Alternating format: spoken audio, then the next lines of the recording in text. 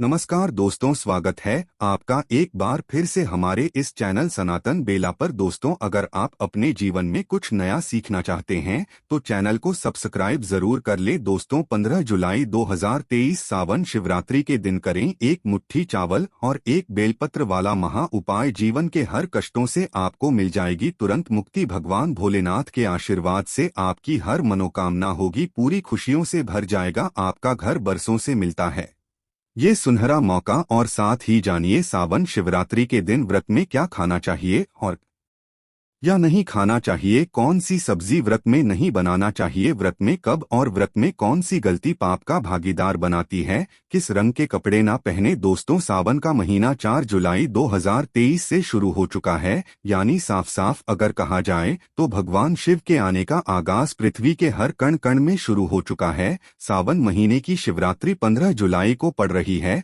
दोस्तों, ये व्रत भारत में ही नहीं विदेशों में भी करोड़ों की संख्या में लोग भगवान भोले बाबा के लिए रखते हैं। भगवान भोलेनाथ के सामने विभिन्न विभिन्न तरह की पूजा पाठ उपाय करते हैं ताकि उन्हें भगवान भोलेनाथ का आशीर्वाद मिल सके। हिंदू पंचांग के अनुसार ये जो 15 जुलाई को सावन शिवरात्रि पड़ रही है बहुत ही अद्भुत और दुर्लभ है। हिंदू पंचांग के अनुसार सावन मास की चतुर्दशी तिथि की शुरुआत 15 जुलाई को रात 8:32 पर होगी और तिथि का समापन 16 जुलाई को रात 10:08 पर होगा। शिवरात्रि व्रत पर भगवान शिव की पूजा निशिता काल में की है, इसलिए ये व्रत 15 जुलाई शनिवार को ही रखा जाएगा। सावन शिवरात्रि पूजा का समय सावन शिवरात्रि पर भगवान शिव की पूजा का समय 16 जुलाई को रात 12:07 से रात 12:48 तक रहेगा। दोस्त, तो ऐसे में पूजा के लिए इस मुहूर्त पर करें। पूजा मुहूर्त पर पूजा पाठ करने से कई लाख गुना पूजा का विशेष लाभ हासिल होता है।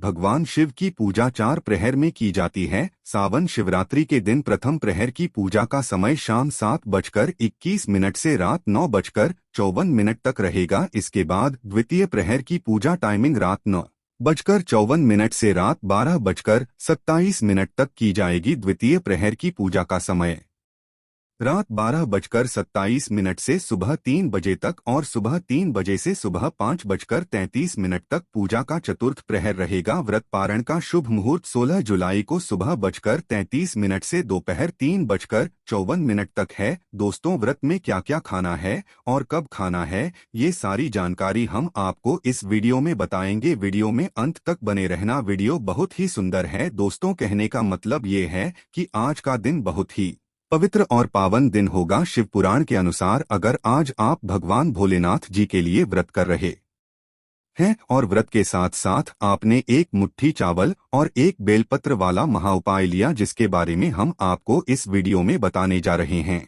तो दोस्तों, न केवल आपके जीवन के समस्त तरह के दुखों से आपको हाथों हाथ आज ही के दिन मुक्ति मिल जाएगी, बल्कि आपकी कोई भी मनोकामना हो वो जरूर ही पूरी होगी। शिव पुराण के अनुसार अगर आप व्रत नहीं कर सकते हैं तो अगर आप भगवान भोलेनाथ जी के सामने नियम पूर्वक कुछ उपाय कर लें तो आपको भगवान भोलेनाथ का आशीर्वाद मिल सकता है। दोस्त, और सावन का पवित्र महीना पूरी तरह से भगवान भोले बाबा को समर्पित हो है। कहा जाता है कि इस महीने कोई भी व्यक्ति भगवान भोलेनाथ के सामने अपनी झोली फैलाता है, भगवान भोलेनाथ उस व्यक्ति की झोली खुशियों से भर देते हैं। और कोई भी व्यक्ति इस महीने भगवान भोलेनाथ को सच्चे दिल से पुकारता है तो भगवान भोलेनाथ उसकी जरूर सुनते हैं और उसको अपना आशीर्वाद भी देते हैं। इसलिए अगर आप चाहते हैं कि भगवान भोलेनाथ की कृपा सदैव आपके ऊपर बनी रहे तो दोस्तों, पूरी सच्ची श्रद्धा और पूरे विश्वास के साथ कमेंट बॉक्स में लिख दीजिए ओम नमः शिवाय, हर हर महादेव। और दोस्तों, अगर आप भगवान शिव जी के सच्चे भक्त हैं तो वीडियो को लाइक करना मत भूलिएगा। दोस्तों, जरा एक बात को समझ लीजिए, कहा जाता है कि सावन का पवित्र महीना पूरी तरह से भगवान भोले बाबा को समर्पित होता है। इस दौरान कोई भी व्यक्ति भगवान भोलेनाथ जी की विधि विधान से पूजा कर ले तो मान के चलिए उसको भगवान भोलेनाथ का आशीर्वाद मिल सकता है। कहा जाता है कि सावन के महीने का जो सोमवार का व्रत होता है और सावन शिवरात्रि का जो व्रत होता, इसका अपने आप में विशेष और खास महत्व होता है। कोई भी व्यक्ति अगर सावन के महीने के प्रत्येक सोमवार को व्रत कर ले। और सावन में जो शिवरात्रि आती है उसका व्रत कर ले तो समझा जाता है कि भगवान भोलेनाथ की उसको असीम कृपा हासिल होती है, क्योंकि भगवान भोलेनाथ सोमवार के व्रत के वक्त बहुत ही ज्यादा प्रसन्न मुद्रा में होते हैं और अपने दोनों हाथों से अपने भक्तों पर कृपा बरसाते हैं। और जो भी व्यक्ति उनके लिए व्रत करता है, भगवान भोलेनाथ की कृपा से उस व्यक्ति के जन्मों के पापों से उसको मिट्टी मिल जाती है, यानी कि मुक्ति मिल जाती है और उस व्यक्ति को स्वर्ग में जगह मिलती है, व्यक्ति शिवलोक में चला जाता है। इसलिए आपने भी देखा होगा कि भगवान भोलेनाथ के भक्तों की संख्या अन्य देवी देवताओं के भक्तों की संख्याओं में बहुत ही ज्यादा है। और कहा जाता है कि सावन का पवित्र महीना बहुत ही पवित्र महीना होता है, जिस दौरान की गई पूजा साधना क्रिया खाली जा ही नहीं सकती। और सावन सोमवार व्रत और महाशिवरात्रि व्रत का के दोस्त और सावन के महीने को भाग्य उदय करने वाला महीना भी बोला जाता है। कहने का मतलब ये है कि अगर आप अपने जीवन में दुर्भाग्य, कष्ट, परेशानी, गरीबी से बहुत परेशान हैं, किसी बीमारी ने आपको जकड़ लिया है जिसका इलाज करा कर आप थक चुके हैं और आप हार मान चुके हैं, तो दोस्तों चाहे जैसी भी दिक्कत हो, चाहे जैसी भी परेशानी हो, बस आपको सावन के पवित्र महीने के दौरान भगवान भोलेनाथ की पूजा करना है तो आपको जीवन के हर कष्टों से मुक्ति मिल जाएगी। और दोस्तों आज अगर आपने इस दिन कर लिया एक मुट्ठी चावल और एक बेलपत्र वाला महा उपाय जो आपको हम बताने जा रहे हैं, जो कि शिव पुराण के अनुसार, तो आपकी कैसी भी मनोकामना हो, मान के चलिए आप लंबे समय से नौकरी की तैयारी कर रहे थे, आपकी नौकरी नहीं लग रही थी, आपकी नौकरी जरूर लगेगी। इस उपाय को करने के बाद आपका बंद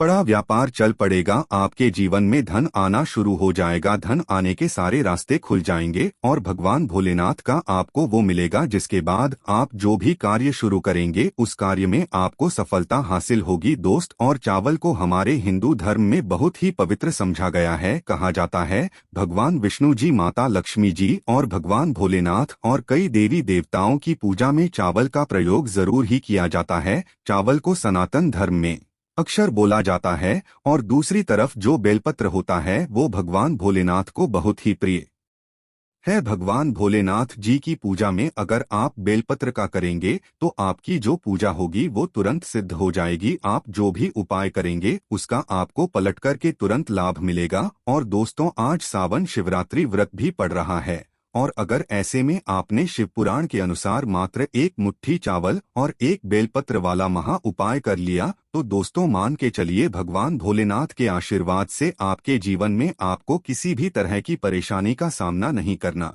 पड़ेगा। आपके जीवन में आप एक खुशहाल जीवन और इस उपाय को करने के बाद आपको अपने जीवन में चमत्कारी बदलाव देखने को भी मिलेगा। दोस्तों इसलिए अगर आप चाहते हैं कि भगवान भोलेनाथ की कृपा हमेशा आप पर बनी रहे, भगवान भोलेनाथ के आशीर्वाद से आप अपने जीवन में बहुत ही उन्नति करें, बहुत ही आगे जाएं, तो पूरी सच्ची श्रद्धा और पूरे विश्वास के साथ इस वीडियो को लाइक कर दीजिए। दोस्तों एक काम कीजिएगा, जैसे हमने आपकी राशि के अनुसार उपाय बताए और कई लोगों को लाभ भी मिला, ठीक उसी तरह आप दोबारा से कमेंट बॉक्स फिर से अपनी राशि डाल दीजिएगा। आपकी राशि के अनुसार कोई भी ऐसा उपाय होगा जिस उपाय को करके आप कोई लाभ पा सकते हैं, तो वो हम आपके कमेंट में रिप्लाई करके बता देंगे। दोस्तों सबसे पहला उपाय जो हम आपको बताने जा रहे हैं ये है मनोकामना पूर्ति का महा उपाय। और इस उपाय को करने के बाद आपकी कोई भी मनोकामना होगी, कोई भी इच्छा होगी, आज के दिन ये उपाय करने के बाद वो जरूर पूरी होगी। इस उपाय के लिए आपको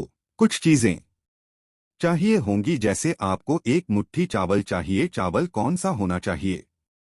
बिना टूटा फूटा होना चाहिए, वरना टूटे फूटे चावल का आपने इस्तेमाल अगर कर लिया तो आपको बहुत बड़ा पाप लग सकता है। दूसरा आपको एक लोटा जल चाहिए होगा। आपको 3 पत्ते वाला बेलपत्र चाहिए। 3 पत्ती वाला बेलपत्र मतलब एकदम चिकना बेलपत्र होना चाहिए, कटा फटा बेलपत्र बिल्कुल भी नहीं होना चाहिए। 6:44 से पहले मतलब शाम के 6:44 से पहले आपको भगवान भोलेनाथ के मंदिर जाना है। सबसे पहले अपना मुंह की तरफ करके भगवान भोलेनाथ का अभिषेक एक लोटा जल से करना है।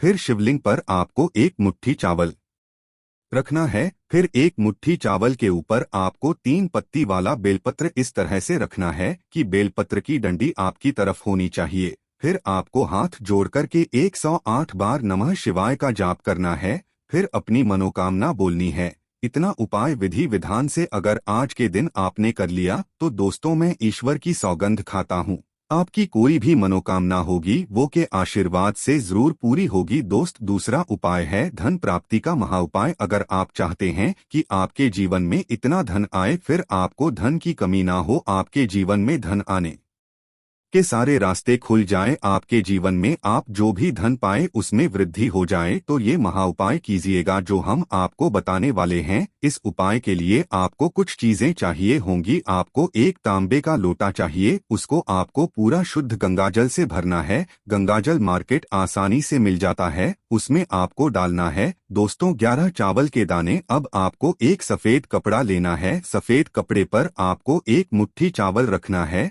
अब आपको जाना है भगवान भोलेनाथ जी के मंदिर। ध्यान रखिएगा ये उपाय आपको शाम को 6:44 से पहले आपको करना है। भगवान भोलेनाथ के मंदिर जाइए। भगवान भोलेनाथ के मंदिर जाने के बाद सबसे पहले इस शिवलिंग पर आपको एक लोटा जल अर्पित करना है, जिसमें आपने 11 चावल के दाने। फिर शिवलिंग से आपको ये सफेद कपड़ा जिसकी आपने पोटली बनाई है, जिसमें एक मुट्ठी चावल आपने डाला है, इस पोटली को शिवलिंग से छुआना है। इस पोटली को उठाकर के लाना है, अपने घर की तिजोरी की दक्षिण दिशा में रख देना है।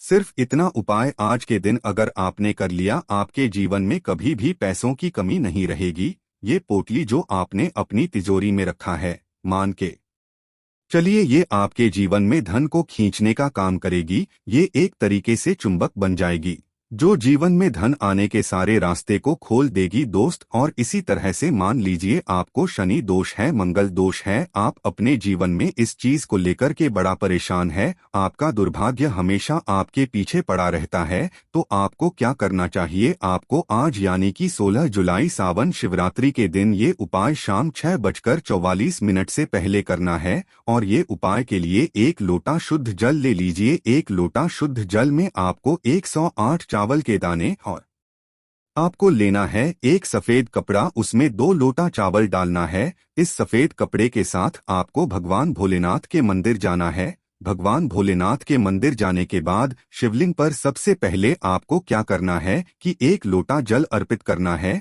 एक लोटा जल अर्पित कीजिए और ये जो सफेद कपड़े में आपने 2 लोटा चावल डाला है, ये मंदिर के पुजारी को दान कर दीजिए। इतना भर अगर आज के दिन आपने कर लिया तो मान के चलिए शनि दोष हो, मंगल दोष हो या किसी भी तरह का दोष हो, आपको आराम मिलेगा, मुक्ति मिल जाएगी भगवान भोलेनाथ के आशीर्वाद से। जो भी आपका दोष होगा उसका प्रकोप लगभग ना के बराबर हो जाएगा। अब मान लीजिए आपको किसी बीमारी ने जकड़ लिया है, जिसका इलाज करा के आप थक चुके हैं, आपको कोई लाभ नहीं मिलता, तो आपको क्या करना चाहिए? शाम को 6:44 से पहले 11 बेलपत्र लीजिए, भगवान भोलेनाथ के मंदिर जाइए, चंदन ले लीजिएगा, चंदन से उस बेलपत्र पर ओम नमः शिवाय लिख दीजिए और ये भगवान को अर्पित कीजिए। मान के चलिए सिर्फ इतना उपाय करने भर से आपको आपकी बीमारी से मुक्ति मिल जाएगी दोस्तों। अब मान लीजिए आप नौकरी की तैयारी कर करके थक चुके हैं, परंतु आपकी नौकरी नहीं लग रही है,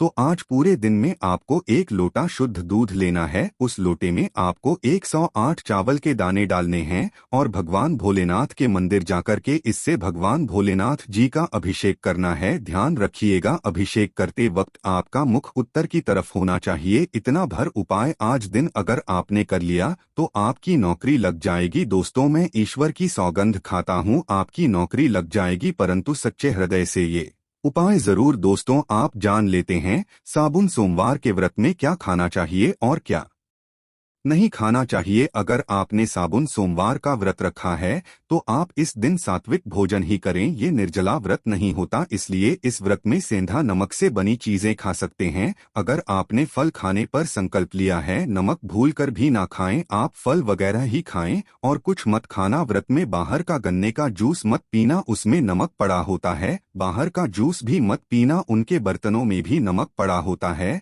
और वो नमक आपके मुंह तक जाएगा तो आपका व्रत खंडित हो जाएगा। व्रत में डब्बा बंद जूस नहीं पीना चाहिए, उसमें कई केमिकल पड़े होते हैं जिससे व्रत टूट जाता है दोस्त। और साबुन में कई बार शुक्रवार का दिन पड़ जाता है तो भूल कर भी मत खाना, क्योंकि माता संतोषी इस दौरान जागृत अवस्था में हो जाती है, वो रुष्ट हो जाएंगी। इस दिन आप पानी पूरी, इमली की चटनी वगैरह खट्टे फल वगैरह जाने अनजाने में भी मत खाना, क्योंकि इससे माता संतोषी क्रोधित हो जाएंगी। एक बार माता संतोषी रुष्ट हो गई तो आपको जिंदगी भर कष्ट भोगना पड़ेगा। माता रानी भोली है, पर सावन के महीने में जो भी शुक्रवार के दिन खट्टा खाता है उसे परेशानी और माता के क्रोध का सामना करना पड़ता है। साबुन में साधारण नमक फलों पर लगाकर या अमरूद के बीच में भरकर भूलकर भी नहीं खाना चाहिए। आप सेंधा नमक फलों पर लगाकर खा सकते हैं। साबुन के व्रत में चाय आप पी सकते हैं, परंतु चाय में नमक मत डालना, इससे हड्डियां गल जाती है। साबुन के व्रत में दूध नहीं पीना चाहिए, इससे भगवान शिव क्रोधित हो जाते हैं। साबुन में हल्दी मिलाकर दूध पीने से भयंकर श्राप लगता है। साबुन में बच्चों को दूध पी लेना चाहिए, घर में बड़ों को दूध नहीं पीना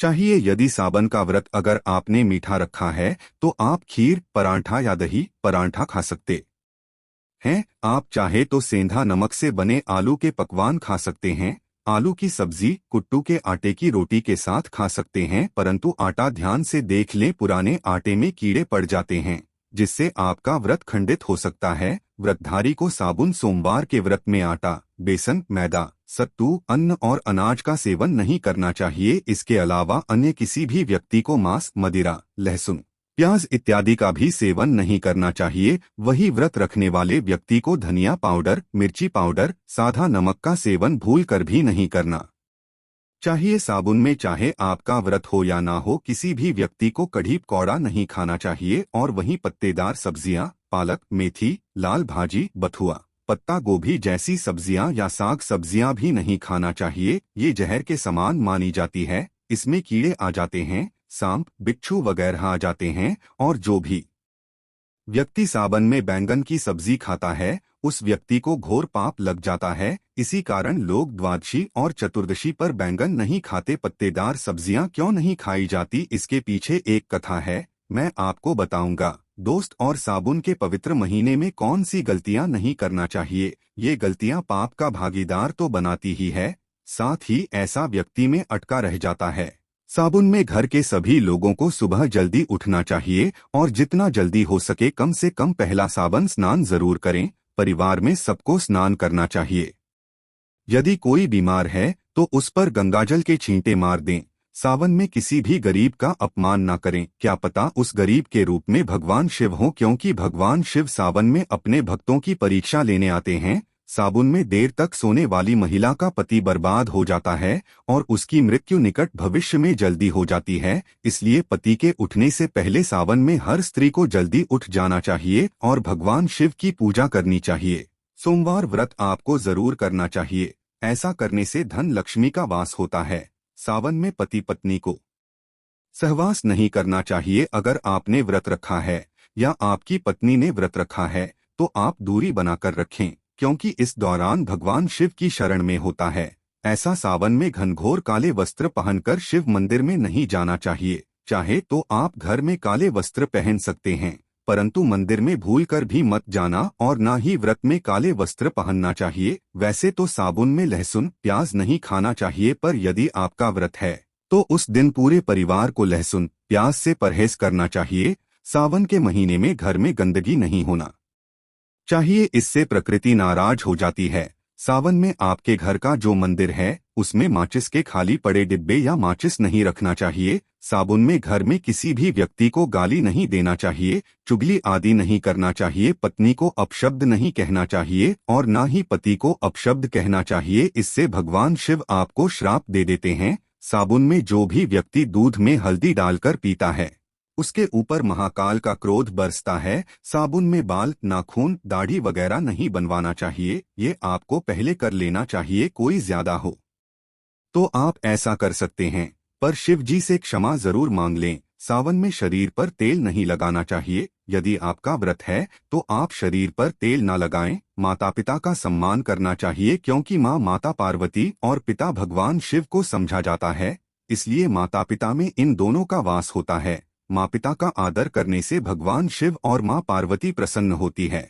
सावन में देवी देवता से जुड़ी कोई भी शुभ चीज कभी किसी को मत देना, नहीं तो भगवान शिव आपके घर से सदैव के लिए चले जाएंगे। दोस्त, तो आप जानते हैं सावन के इस पवित्र महीने में शिवलिंग पर कौन कौन सी चीजें नहीं चढ़ाना चाहिए जिससे आपको पाप ना लगे। शिव पुराण के अनुसार शिव भक्तों को कभी भी भगवान शिव को तुलसी, हल्दी और सिंदूर सहित ये 6 वस्तु नहीं चढ़ाना चाहिए। पौराणिक कथा के अनुसार केतकी के फूल ने ब्रह्मा जी के झूठ में साथ दिया था, जिससे नाराज होकर केतकी के फूल को श्राप दिया। इसलिए केतकी का फूल शिवलिंग पर नहीं चढ़ाया जाता और वहीं नारियल का पानी भी शिवलिंग पर कभी भी अर्पित नहीं करना चाहिए। शंख से जल भी भगवान भोलेनाथ को नहीं चढ़ाना चाहिए। शास्त्रों के अनुसार सुबह 5 बजे से लेकर सुबह 11 बजे तक शिवलिंग पर जल चढ़ाना बहुत ही शुभ और अत्यंत मंगल कार्य होता है। कभी भी शाम के समय शिवलिंग पर जल न चढ़ाएं। शास्त्रों के अनुसार शिवलिंग पर काली मिर्च से रोगों का नाश होता है,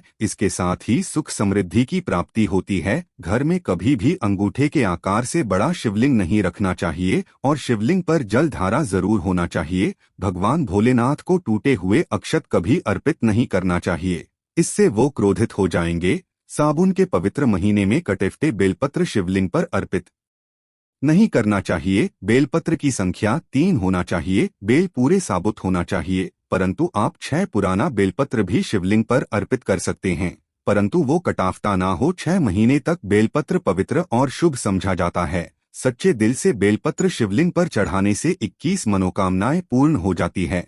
भगवान शिव को दूध में पानी डालकर नहीं अर्पित करना चाहिए, इससे आपको फल भी इसी तरह ही मिलेगा। भगवान शिव को 1 बूंद भी आप अर्पित कर सकते हैं, पर दूध शुद्ध होना चाहिए और आपका मन भी शुद्ध होना चाहिए। शास्त्रों के अनुसार पीतल के कलश शिवलिंग पर दूध चढ़ाना सबसे उत्तम बताया गया है। धार्मिक कर्म कांड में पीतल के बर्तनों का विशेष महत्व बताया गया है। विवाह आदि के कार्यों में इसलिए पीतल के बर्तनों का प्रयोग किया जाता है। आपको बता दें, सोमवार को पीतल के कलश से ही शिवलिंग पर दूध से अभिषेक शुभ बताया गया है। स्टील और प्लास्टिक से बने बर्तन का प्रयोग न करें। शिवलिंग पर जल चढ़ाते समय वो जल आपके पैरों के पास नहीं जाना चाहिए, अशुभ समझा जाता है। उसे लांघना भी नहीं, उसे हम जल हैरी कहते हैं। साबुन में जल अपने घर का होना चाहिए। मंदिर से जल भरकर मंदिर में ही अर्पित नहीं करना चाहिए, इससे आपका भाग्य खराब हो सकता है। दोस्त, सावन में ये चीज खा लेने से दुनिया की कोई भी ताकत आपको धनी होने से रोक नहीं पाएगी। मैं ईश्वर की सौगंध खाता हूँ, अगर आपने सावन में ये चीज खा ली तो आपको करोड़पति होते देर नहीं लगेगी, परंतु सच्चे दिल से ही खाना है। आइए जानते हैं, साबुन में शिव भक्तों को शिवलिंग पर चढ़ा हुआ प्रसाद के रूप धतूरा जरूर खाना चाहिए। इसे आपको ज्यादा नहीं खाना है, बस अपनी जुबान पर हल्का सा टच करना है। ज्यादा खाएंगे तो आप बीमार पड़ जाएंगे, इसलिए बस टच कर लें। आप देखना, आपके अंदर सकारात्मकता का संचार होगा और आपको धनी होने से कोई नहीं रोक पाएगा। दूसरा है बेलफल। बेलफल प्रसाद के रूप में खाने से माता पार्वती के साथ साथ भगवान शिव की कृपा भी बरसेगी और समस्त 33 कोटि देवी देवता आपको धनवान बनाएंगे। बस ये चीजें आपको खाना है और आप खुद देखना, आपको धनी होने से दुनिया की कोई भी ताकत रोक नहीं पाएगी। दोस्तों, अगर आप वाकई में माता पार्वती और भगवान शिव को अपने घर पर बुलाना चाहते हैं तो कमेंट बॉक्स में लिखें, भगवान शिव आपका स्वागत है हमारे घर में। एक लाइक जरूर करें। धन्यवाद।